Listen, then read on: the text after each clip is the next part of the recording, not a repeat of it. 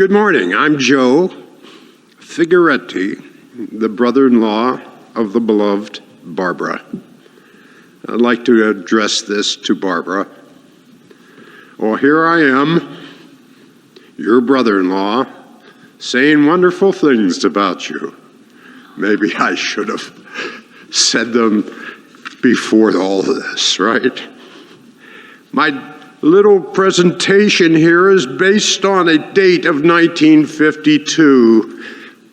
Barbara and her sister and her mother began a life without their father, Fred, who passed away at the age of 47 that year and left them orphaned. Well, Margaret, Barbara's mother, took some time to get on her feet, but when she did, she worked vigilantly to raise her daughters, Barbara and Gretchen, at the ages of 10 and 7. As they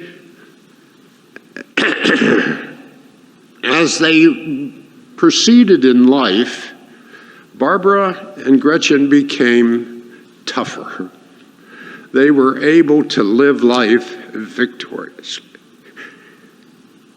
They lived life with their mother, Margaret, who worked 3 jobs, got them out of that terrible city of Braddock, and got them into the city of churches, which was Wilkinsburg. And there, Barbara graduated from one of the finest Catholic schools in the city of Pittsburgh called Sacred Heart, and went on to Clarion Teachers College to begin her career as a teacher. And she did a great job. She worked in Plum, which is a borough outside of Pittsburgh, for many years, and then found her husband, Glenn, and had 2 lovely children, Jay and Vanessa, and they lived in Pittsburgh until Barbara decided to go back to teaching after having her children, and found out that she was not appreciated there. So being tough, she went someplace else to find where she could be appreciated. So she went to California. Just took her children and went to California. That's cool. And she didn't like it there, so she went to Lake Norman, North Carolina. Pretty nice, huh? Still didn't like it there. But she found her way to paradise. She found her way to Hilton Head.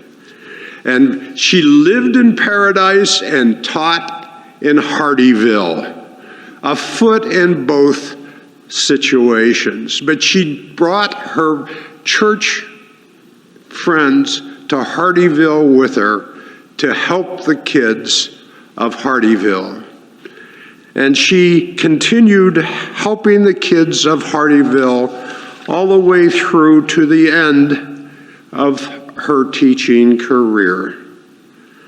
Well, this doesn't seem like a long career, but it was a propitious one. And she was able to change many lives by being there and teaching these children. But she not only changed the lives of the children, she changed your lives. She drug you with her, and that was cool. When my wife and I, Gretchen, her sister, arrived here in Hilton Head a few weeks ago, we found Barbara in the very last days of her life, laying in her bed in the throes of giving up her life. But when I offered her a gin and tonic, she said yes. And we had a gin and tonic together. And then the next few hours, She passed away with a smile in her heart and love in her heart and a life well lived.